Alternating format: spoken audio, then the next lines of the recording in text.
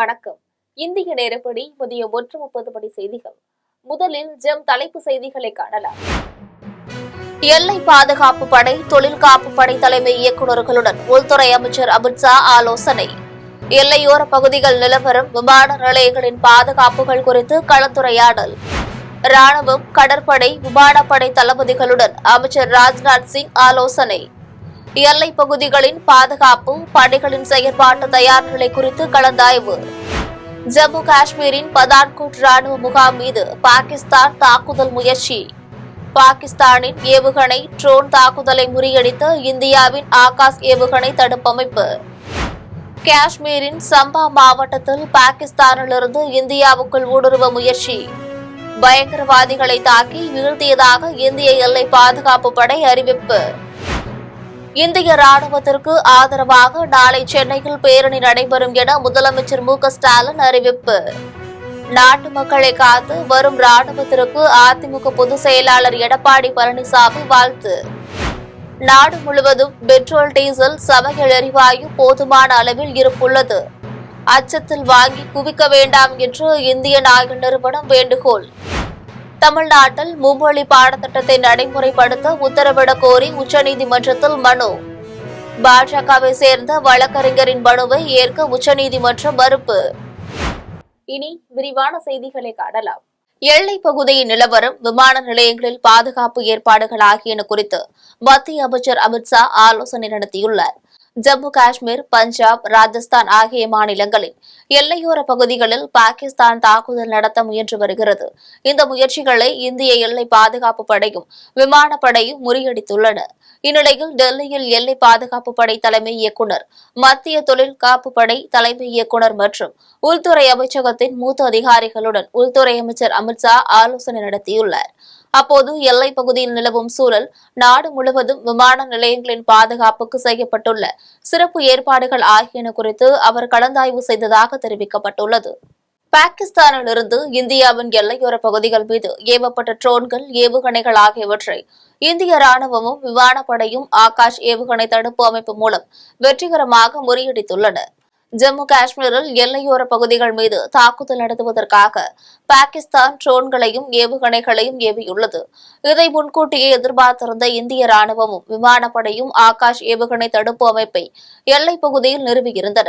இதன் மூலம் பாகிஸ்தானின் வான்வெளி தாக்குதல் முறியடிக்கப்பட்டதாக பாதுகாப்பு அமைச்சகத்தின் அதிகாரிகள் தெரிவித்துள்ளனர்.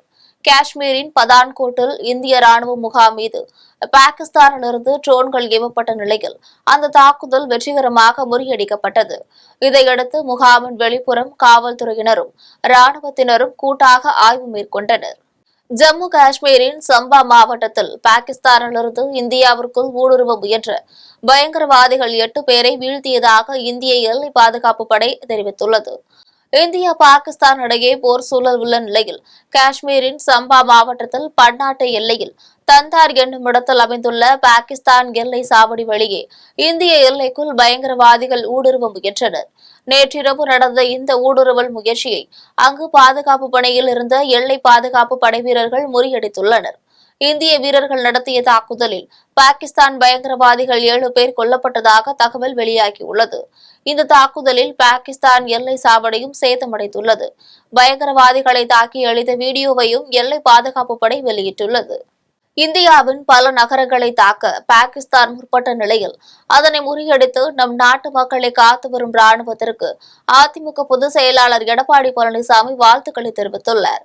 அவர் வெளியிட்டுள்ள அறிக்கையில், பிரதமர் நரேந்திர மோடி தலைமையிலான மத்திய அரசின் போர்க்கால நடவடிக்கைகளுக்கு நாம் அனைவரும் துணை நிற்க வேண்டிய தருணம் இது என குறிப்பிட்டுள்ளார். இச்சூழலில் தன்னுடைய பிறந்த நாளை முன்னிட்டு அதிமுக தொண்டர்கள் யாரும் தன்னை நேரில் சந்திப்பதையும் எந்தவிதமான கொண்டாட்டங்களையும் தவிர்த்திட வேண்டும் என்றும் பழனிசாமி கேட்டுக் கொண்டுள்ளார். ஏற்கனவே திட்டமிடப்பட்டிருந்த எளியோர்களுக்கான இரத்த தானங்கள், மருத்துவ முகாம்கள், நலத்திட்ட உதவிகள் வழங்குதல் உள்ளிட்ட சமூக நல செயற்பாட்டு நிகழ்வுகளை மட்டும் மேற்கொள்ள அறிவுறுத்தியுள்ளார். நமக்காக எல்லையில் போர் புரியும் ராணுவ வீரர்கள் நலமுடன் இருக்கவும், வெற்றி பெற்றிடவும் கோவில்கள், மசூதிகள், தேவாலயங்களில் இறைவனிடம் பிரார்த்திக்க வேண்டும் என கேட்டுக் கொண்டுள்ளார். நாடு முழுவதும் பெட்ரோல், டீசல், சமையல் எரிவாயு ஆகியன போதுமான அளவில் உள்ளதாலும் வளங்களும் இயல்பாக இருப்பதாலும் பொதுமக்கள் அச்சத்தில் இவற்றை வாங்கி குவிக்க வேண்டாம் என்று இந்திய ஆயில் நிறுவனம் கேட்டுக் கொண்டுள்ளது.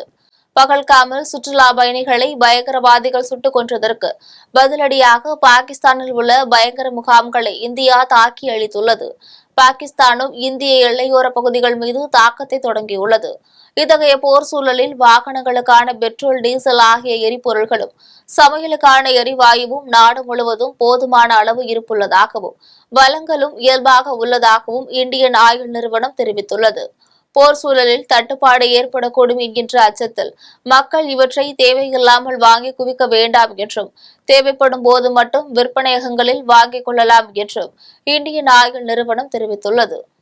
தேசிய கல்விக் கொள்கைப்படி தமிழ்நாடு, கேரளம், மேற்கு வங்க மாநிலங்களில் மும்மொழி பாடத்திட்டத்தை நடைமுறைப்படுத்த உத்தரவிடக் கோரி மனுவை ஏற்க உச்சநீதிமன்றம் மறுத்துவிட்டது. மத்திய அரசின் புதிய தேசிய கல்விக் கொள்கையில் மாநில மொழி ஆங்கிலம் ஆகியவற்றுடன் இந்தி அல்லது இந்தியாவின் வேறொரு மொழியையும் மாணவர்களுக்கு கட்டாயம் பயிற்றுவிக்க வேண்டும் என்று குறிப்பிட்டுள்ளது. இதற்கு தமிழ்நாடு அரசு எதிர்ப்பு தெரிவித்து வருகிறது. இந்நிலையில் தமிழ்நாடு, கேரளம், மேற்கு வங்கம் ஆகிய மாநிலங்களில் தேசிய கல்விக் கொள்கையின்படி மும்மொழி பாடத்திட்டத்தை நடைமுறைப்படுத்த உத்தரவிடக் கோரி பாஜகவை சேர்ந்த மணி என்பவர் உச்சநீதிமன்றத்தில் பொதுநல மனு தாக்கல் செய்துள்ளார். அதில் மும்மொழி பாடத்திட்டத்திற்கான உடன்பாட்டில் கையொப்பமிட மறுப்பது மாணவர்களின் கல்வி கற்கும் நலனுக்கு எதிரானதாகவும் கல்விக்கான மக்களின் அடிப்படை உரிமைகளை மீறுவதாகவும் உள்ளதாக குறிப்பிட்டுள்ளது.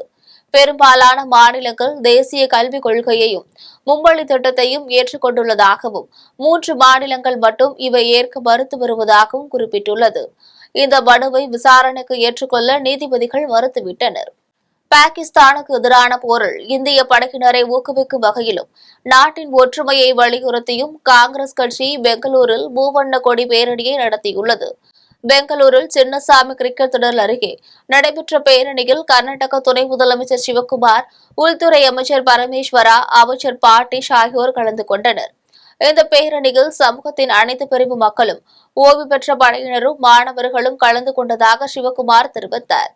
இந்திரா காந்தி ஆட்சி காலத்தில் கையாண்டது போல இந்த சூழலை கையாண்டால் இந்தியா வெற்றி பெறும் என்று சிவக்குமார் தெரிவித்தார். IPL கிரிக்கெட் தொடரில் எஞ்சிய போட்டிகள் ரத்து செய்யப்பட்டுள்ளது என்று BCCI தெரிவித்துள்ளது. IPL கிரிக்கெட் தொடரில் இதுவரை 57 போட்டிகள் முடித்துள்ளன. இந்நிலையில் மீதமுள்ள போட்டிகள் ரத்து செய்யப்பட்டுள்ளது. எஞ்சிய IPL கிரிக்கெட் போட்டிகள் ரத்து என்று BCCI அறிவித்துள்ளது. நேற்று தரம்சாலாவில் நடைபெற்ற பஞ்சாப் டெல்லி போட்டி பாதியிலேயே நிறுத்தப்பட்டது. இந்தியா, பாகிஸ்தான் இடையே போர் பதற்றம் அதிகரித்துள்ள நிலையில் IPL போட்டிகள் ரத்து செய்யப்பட்டுள்ளது. இந்திய ராணுவத்திற்கு ஆதரவு தெரிவிக்கும் வகையில் நாளை பேரணி நடத்தப்படும் என்று முதலமைச்சர் மு.க.ஸ்டாலின் அறிவித்துள்ளார்.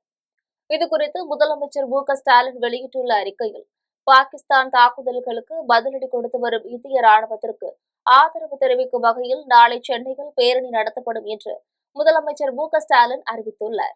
நாளை மாலை 5 மணிக்கு சென்னையில் காவல்துறை இயக்குநர் அலுவலகத்திலிருந்து பேரணி தொடங்கும் என்றும், வீரத்துடன் போர் நடத்தி வரும் இந்திய ராணுவத்திற்கு நமது ஒன்றுபட்ட ஆதரவையும் வெளிப்படுத்த வேண்டிய தருணம் என்று தெரிவித்துள்ளார். இதில் முன்னாள் படை வீரர்கள், அமைச்சர்கள், பொதுமக்கள் மற்றும் மாணவர்கள் பங்கேற்பார்கள் என்று தெரிவிக்கப்பட்டுள்ளது. திருச்சி விமான நிலையத்தில் 5 அடுக்கு பாதுகாப்பு போடப்பட்டுள்ளது. இந்தியா, பாகிஸ்தான் போர் பதற்றத்தை தொடர்ந்து திருச்சி விமான நிலையத்தில் 5 அடுக்கு பாதுகாப்பு போடப்பட்டுள்ளது. திருச்சி விமான நிலையத்தில் உள்ளே நுழையும் வாகனங்கள் மத்திய தொழில் பாதுகாப்பு படையினரால் கண்காணிக்கப்பட்டு தீவிர சோதனைக்கு பின்னரே அனுமதிக்கப்படுகிறது. இதேபோல் பயணிகளின் உடைமைகள், ஆவணங்கள் சோதனை செய்யப்படுகிறது. தொடர்ந்து பயணிகளின் உடைமைகளை ஸ்கேனர் கருவியின் மூலம் சோதனை செய்யப்படுகிறது. மேலும் விமான நிலையத்தின் ஏப்ரான் பகுதிகளில் கண்காணிப்பு பலப்படுத்தப்பட்டுள்ளது. இதேபோல் விமானத்திலிருந்து இறங்கி வரும் பயணிகளும் பல்வேறு சோதனைகளுக்கு உட்படுத்தப்பட்டுள்ளனர். இந்த சோதனை வருகின்ற 18ஆம் தேதி வரை நீடிக்கும் என கூறப்படுகிறது. ஜம்மு காஷ்மீரில் பயங்கரவாதிகள் நடத்திய தாக்குதலில் பாராமுல்லா மாவட்டத்தை சேர்ந்த பெண் பரிதாபமாக உயிரிழந்துள்ளார். ஆபரேஷன் சிந்தூரை தொடர்ந்து பஞ்சாப், ராஜஸ்தான் மற்றும் ஜம்மு காஷ்மீர் ஆகிய எல்லையோர பகுதிகளில் பாகிஸ்தான் ராணுவம் தாக்குதல் தொடங்கியது. இதில் பயங்கரவாதிகளை முன்னேற விடாமல் இந்திய ராணுவம் நடத்திய தாக்குதலில் பாகிஸ்தானின் ட்ரோன்கள் தரைமட்டமாக்கப்பட்டது. இருப்பினும் பாகிஸ்தான் நடத்திய இந்த தாக்குதலில் பாராமுல்லா மாவட்டத்தில் உள்ள உரி பகுதியில் நர்கீஸ் பேகம் என்ற பெண் உயிரிழந்துள்ளார். மேலும் ரசேர்வானியின் சேர்ந்த ஹக்பீசா என்ற மற்றொரு பெண் காயமடைந்துள்ளார். வடக்கு காஷ்மீரின் உரி மற்றும் குப்வாரா பகுதிகளில் பயங்கரவாதிகள் நடத்தி வரும் தொடர் தாக்குதலால் மக்கள் அச்சமடைந்துள்ளனர். நள்ளிரவு பயங்கரவாதிகள் நடத்திய தாக்குதலில் 50க்கும் மேற்பட்ட பாகிஸ்தான் ட்ரோன்களை இந்தியா ராணுவம் அளித்துள்ளது. பகல்காம் பயங்கரவாத தாக்குதல் காரணமாக இந்தியா பாகிஸ்தான் இடையே போர் பதற்றம் நிலவி வருகிறது. இந்நிலையில் நேற்று நள்ளிரவு பாகிஸ்தானின் பயங்கரவாதிகள் எல்லை கட்டுப்பாட்டு கோடு மற்றும் சர்வதேச எல்லைகள் வழியாக தாக்குதல் நடத்த முயன்றனர். உதம்பூர், சம்பா, ஜம்மு, அக்னூர், நக்ரோட்டா மற்றும் பதான்கோட் பகுதிகளில் பயங்கரவாதிகள் நடத்திய தாக்குதலை வான் பாதுகாப்பு பிரிவு நடவடிக்கையால் இந்திய ராணுவம் முறியடித்துள்ளது. இதில் 50க்கும் மேற்பட்ட பாகிஸ்தான் ட்ரோன்களை இந்திய ராணுவம் அளித்துள்ளது. சென்னையில் உள்ள 19 மண்டலங்களில் நாளை பொது விநியோக திட்ட மக்கள் குறைதீர் முகாம் நடைபெறவுள்ளது. இதுகுறித்து தமிழக அரசு வெளியிட்டுள்ள அறிக்கையில், இந்த மாதத்திற்கான பொது விநியோக திட்ட மக்கள் குறைதீர் முகாம் சென்னையில் உள்ள உணவுப் பொருள் வழங்கல் மற்றும் நுகர்வோர் பாதுகாப்பு துறையின் 19 மண்டல உதவி ஆணையாளர் அலுவலகங்களில் நாளை காலை 10 மணி முதல் பிற்பகல் 1 மணி வரை நடைபெறவுள்ளது. இந்த முகாமில் குடும்ப அட்டைகளில் பெயர் சேர்த்தல், நீக்கம், முகவரி மாற்றம், கைபேசி எண் பதிவு மாற்றம் செய்தல் மற்றும் அங்கீகார சான்று உள்ளிட்ட பொது விநியோக திட்டம் தொடர்பான சேவைகள் மேற்கொள்ளப்படும் என்று தெரிவித்துள்ளது. மேலும் சேவைகளில் குறைபாடுகள் குறித்த புகார்கள் குறித்து பொதுமக்கள் இம்முகாமில் தெரிவித்தால் குறைகளை விரைந்து தீர்வு செய்ய உரிய நடவடிக்கை மேற்கொள்ள வேண்டும் என்று அதில் கூறப்பட்டுள்ளது. விருத்தாச்சலம் அருகே டேங்கர் லாரியும் அரிசி மூட்டைகளை ஏற்றி சென்ற லாரியும் நேருக்கு நேர் மோதியதில் ஓட்டுநர் ஒருவர் பரிதாபமாக உயிரிழந்தார்.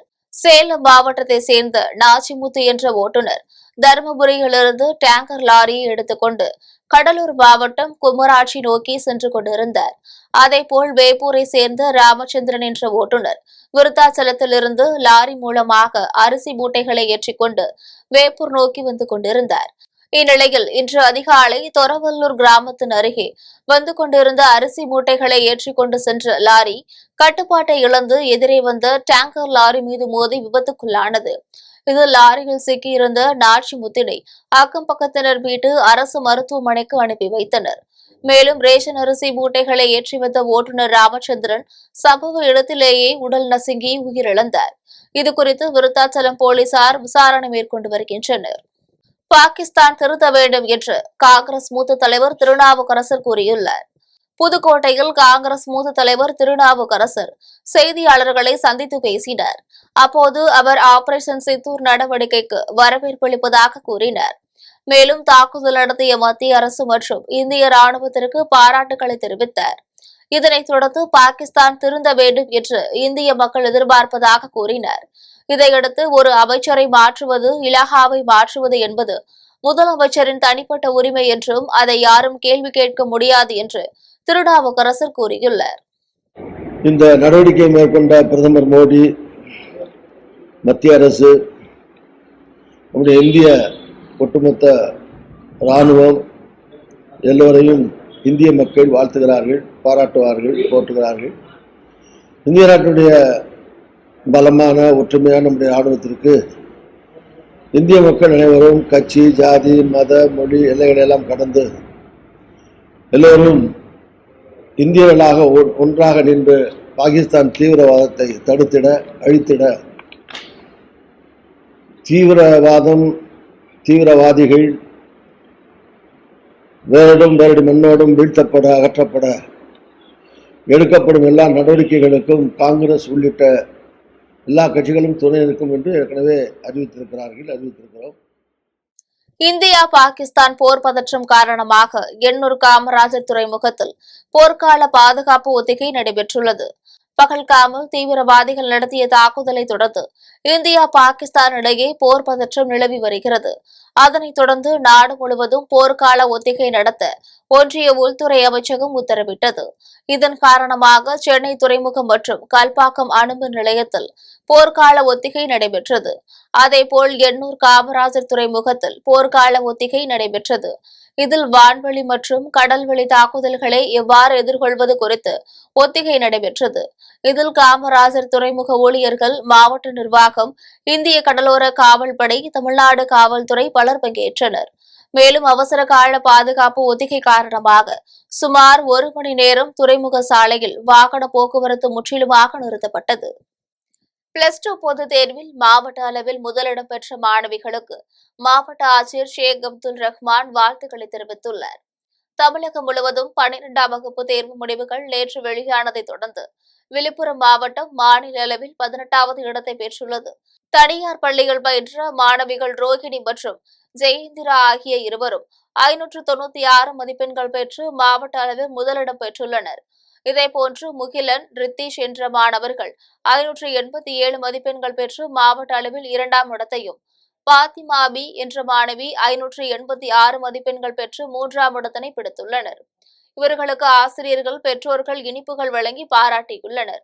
அதனைத் தொடர்ந்து முதலிடம் பெற்ற மாணவிகள் மாவட்ட ஆட்சியர் ஷேக் அப்துல் ரஹ்மானை நேரில் சந்தித்து வாழ்த்து பெற்றனர். புதுச்சேரி தனியார் பள்ளி மாணவர்கள் +2 பொதுத் தேர்வு முடிவில் 100% தேர்ச்சி பெற்று சாதனை படைத்துள்ளனர். புதுச்சேரி மாநிலத்தில் உள்ள தனியார் பள்ளியில் மாணவ மாணவிகள் 100% தேர்ச்சி பெற்றுள்ளனர். இதில் 424 மாணவர்களும் முதல் வகுப்பில் தேர்ச்சி பெற்றுள்ளனர். மேலும் இதே பள்ளியில் பயின்ற காயத்ரி என்ற மாணவி 594 மதிப்பெண்கள் பெற்று மாநிலத்தில் முதலிடம் பிடித்துள்ளார். தீபிகா 593 மதிப்பெண்கள் பெற்று 2வது இடத்திலும், லோகரஞ்சன் மற்றும் ஜோஸ்லின் ஆகிய இருவரும் 592 மதிப்பெண்கள் பெற்று 3வது இடத்தை பிடித்துள்ளனர். மேலும் 40 மாணவர்கள் 550 மதிப்பெண்கள் மேல் எடுத்துள்ளனர். இந்நிலையில் முதலிடம் பெற்ற மாணவி காயத்ரிக்கு 50% கல்வி கட்டணம் இலவசம் என்று பள்ளி நிர்வாகம் தெரிவித்துள்ளது. மேலும் 2ஆம் மற்றும் 3ஆம் இடம் பிடித்த மாணவ மாணவிகளுக்கு ரொக்கப்பரிசு வழங்கப்பட்டது. தமிழகத்தின் பல்வேறு பகுதிகளில் நடைபெற்ற ஆன்மீக நிகழ்வுகளை சிறிய தொகுப்புகளாக தற்போது காணலாம். திருவண்ணாமலை மாவட்டம் செங்கம் நகரில் உள்ள ருக்மணி சத்யபாமா சமேத வேணுகோபால பார்த்தசாரதி பெருமாள் திருக்கோவிலில் மகா கும்பாபிஷேகம் வெகு விமரிசையாக நடைபெற்றது. இதில் மூலவ சிலைகளுக்கு சிறப்பு அபிஷேக ஆராதனைகள் நடைபெற்றது. இதில் திரளான பக்தர்கள் கலந்து கொண்டு சாமி தரிசனம் செய்தனர். இதேபோல் வாழப்பாடியில் உள்ள வைத்தியநாத சுவாமி திருக்கோவிலில் திருக்கல்யாணம் நிகழ்ச்சி வெகு விமரிசையாக நடைபெற்றது. இதில் தையல் நாயகி அம்மன் மற்றும் வைத்தியநாத சுவாமிக்கு சிறப்பு அபிஷேகம் மற்றும் மகா தீபாராதனைகள் காண்பிக்கப்பட்டது. இதனைத் தொடர்ந்து நடைபெற்ற வீதி உலாவில் ஏராளமான பக்தர்கள் கலந்து கொண்டு சுவாமி தரிசனம் செய்தனர். மதுரை மீனாட்சி சுந்தரேஸ்வரர் திருக்கோவிலில் சித்திரை திருவிழாவை ஒட்டி முக்கிய நிகழ்வான தேரோட்டம் விழா வெகு விமரிசையாக நடைபெற்றது. வண்ண மலர்களால் அலங்கரிக்கப்பட்ட தேரில் சுந்தரேஸ்வரர் பிரியா விடையுடன் எழுந்தருளி பக்தர்களுக்கு காட்சியளித்தார். இதில் மூலவ சிலைகளுக்கு சிறப்பு அபிஷேக ஆராதனைகள் காண்பிக்கப்பட்டது. இதில் திரளான பக்தர்கள் கலந்து கொண்டு வடம் பிடித்து தேரை இழுத்து சென்றனர். மேலும் கோவை மாவட்டம் வால்பாறை அருகே உள்ள நாகத்தம்மாள் கோவிலின் 22ஆம் ஆண்டு திருவிழாவை ஒட்டி கொடியேற்று விழா வெகு விமரிசையாக நடைபெற்றது. இதில் சிறப்பு விருந்தினர்களாக முன்னாள் நகர்மன்ற தலைவர் கணேசன் கலந்து கொண்டு கொடியேற்றினார். இவ்விழா ஏற்பாடுகளை தலைவர் மோகன், பொருளாளர் செந்தில் முருகன் ஆகியோர் சிறப்பாக செய்திருந்தனர். இதில் ஏராளமான பக்தர்கள் கலந்து கொண்டு சாமி தரிசனம் செய்தனர். தூத்துக்குடியில் உள்ள பாகம்பெரியால் உடனுறை சங்கர ராமேஸ்வரர் ஆலயத்தில் சித்திரை திருவிழா நடைபெற்று வருகிறது. திருவிழாவின் 8ஆம் நாள் நிகழ்ச்சியாக சங்கர ராமேஸ்வரர் மற்றும் அம்பாள் மலர்களால் அலங்கரிக்கப்பட்ட குதிரை வாகனத்தில் எழுந்தருளி பக்தர்களுக்கு அருள்பாலித்தனர். இதனைத் தொடர்ந்து நடைபெற்ற வீதி உலா நிகழ்ச்சியில் திரளான பக்தர்கள் கலந்து கொண்டு சாமி தரிசனம் செய்தனர். இதேபோல் திருவாரூர் தியாகராஜர் திருக்கோவில் தேரோட்டும் வீதிகளில் ரூபாய் 2 கோடியே 19 லட்சம் மதிப்பிலான புதைவட மின்பாதை திட்டத்தை மாவட்ட ஆட்சியர் மோகனச்சந்திரன் மற்றும் திருவாரூர் திமுக மாவட்ட செயலாளர் கலைவாணன் இணைந்து பொதுமக்கள் செயல்பாட்டிற்கு தொடங்கி வைத்தனர். இதில் நகர்மன்ற தலைவர் பவனப்பிரியா, செந்தில், திமுக நகர செயலாளர் பிரகாஷ், கொட்டராச்சேரி ஒன்றிய செயலாளர் சேகர் உட்பட ஏராளமானோர் கலந்து கொண்டனர். ஒவ்வொரு வீடுகளிலும் உறவினர்கள், நண்பர்கள் மிகப்பெரிய அளவில் வந்து தங்கியிருக்கும் அந்த சூழலில் தேர் ஓடும் பொழுது மின்சாரத்தை நிறுத்த வேண்டிய ஒரு சூழல் ஏற்படுவதனால், மின்தடை ஏற்படுவதனால் அந்த இல்லங்களில் இருப்பவர்களுக்கு குளிப்பதற்கு கூட சிரமமாக இருந்த சூழ்நிலையை எடுத்து. இனி வருவது விளையாட்டு செய்திகள்.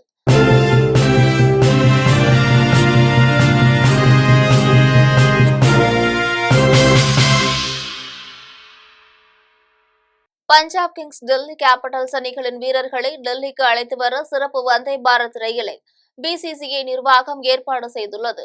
இந்தியாவின் பல்வேறு பகுதிகளிலும் பாகிஸ்தான் தாக்குதல் நடத்தி வரும் நிலையில் தர்மசாலா திடலில் பஞ்சாப் கிங்ஸ் டெல்லி கேபிட்டல்ஸ் இடையிலான போட்டி நேற்று இரவு பாதியிலேயே நிறுத்தப்பட்டது.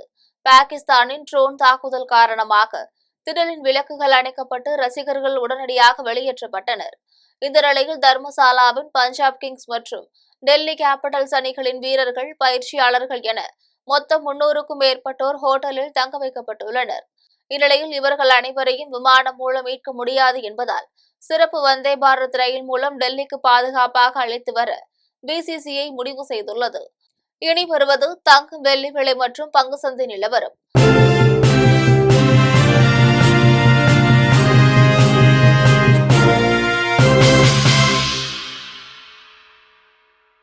சென்னையில் ஆபரண தங்கத்தின் விலை ஒரு சவரன் 72,120 ரூபாய்க்கு விற்பனை செய்யப்படுகிறது. சென்னையில் இன்று ஆபரண தங்கத்தின் விலை கிராமிற்கு 115 ரூபாய் குறைந்து 9,015 ரூபாய்க்கு விற்பனை செய்யப்படுகிறது. மேலும் ஒரு சவரன் 920 ரூபாய் குறைந்து 72,120 ரூபாய்க்கு விற்பனை செய்யப்படுகிறது. 24 கேரட் தூய தங்கம் ஒரு சவரன் 78,680 ரூபாய்க்கு விற்பனை செய்யப்படுகிறது. மேலும் 1 கிராம் வெள்ளி 110 ரூபாய்க்கும் 1 கிலோ வெள்ளி 1,10,000 ரூபாய்க்கும் விற்பனை செய்யப்படுகிறது. மும்பை பங்கு சந்தை இன்று சரிவுடன் காணப்படுகிறது. மும்பை பங்கு சந்தை குறியீட்டு எண் சென்செக்ஸ் 781 புள்ளிகள் குறைந்து 79,553 புள்ளிகளில் வணிகமாகிறது. தேசிய பங்கு சந்தை குறியீட்டு எண் நிப்டி 262 புள்ளிகள் குறைந்து 24,011 புள்ளிகளில் வணிகமாகிறது. மீண்டும் ஜம் தலைப்பு செய்திகள். எல்லை பாதுகாப்பு படை, தொழில் காப்பு படை தலைமை இயக்குநர்களுடன் உள்துறை அமைச்சர் அமித்ஷா ஆலோசனை. எல்லையோர பகுதிகள் நிலவரம், விமான நிலையங்களின் பாதுகாப்புகள் குறித்து கலந்துரையாடல். ராணுவம், கடற்படை, விமானப்படை தளபதிகளுடன் அமைச்சர் ராஜ்நாத் சிங் ஆலோசனை. எல்லை பகுதிகளின் பாதுகாப்பு படைகளின் செயற்பாட்டு தயார் நிலை குறித்து கலந்தாய்வு. ஜம்மு காஷ்மீரின் பதான்கோட் ராணுவ முகாம் மீது பாகிஸ்தான் தாக்குதல் முயற்சி. பாகிஸ்தானின் ஏவுகணை ட்ரோன் தாக்குதலை முறியடித்த இந்தியாவின் ஆகாஷ் ஏவுகணை தடுப்பமைப்பு. காஷ்மீரின் சம்பா மாவட்டத்தில் பாகிஸ்தானிலிருந்து இந்தியாவுக்குள் ஊடுருவ முயற்சி. பயங்கரவாதிகளை தாக்கி வீழ்த்தியதாக இந்திய எல்லை பாதுகாப்பு படை அறிவிப்பு. இந்திய ராணுவத்திற்கு ஆதரவாக நாளை சென்னையில் பேரணி நடைபெறும் என முதலமைச்சர் மு க ஸ்டாலின் அறிவிப்பு. நாட்டு மக்களை காத்து வரும் ராணுவத்திற்கு அதிமுக பொதுச் செயலாளர் எடப்பாடி பழனிசாமி வாழ்த்து. நாடு முழுவதும் பெட்ரோல், டீசல், சமையல் எரிவாயு போதுமான அளவில் இருப்புள்ளது. அச்சத்தில் வாங்கி குவிக்க வேண்டாம் என்று இந்தியன் ஆயில் நிறுவனம் வேண்டுகோள். தமிழ்நாட்டில் மும்மொழி பாடத்திட்டத்தை நடைமுறைப்படுத்த உத்தரவிடக் கோரி உச்சநீதிமன்றத்தில் மனு. பாஜகவை சேர்ந்த வழக்கறிஞரின் மனுவை ஏற்க உச்சநீதிமன்றம் மறுப்பு. இத்துடன் ஜெம் செய்திகள் நிறைவடைகின்றன. மீண்டும் ஜெம் செய்திகள் மாலை 6 மணிக்கு. உடனுக்குடன் செய்திகளை காண ஜெம் லைவ்.tv என்ற இணையதளத்தில் இணைந்திருங்கள். நன்றி, வணக்கம்.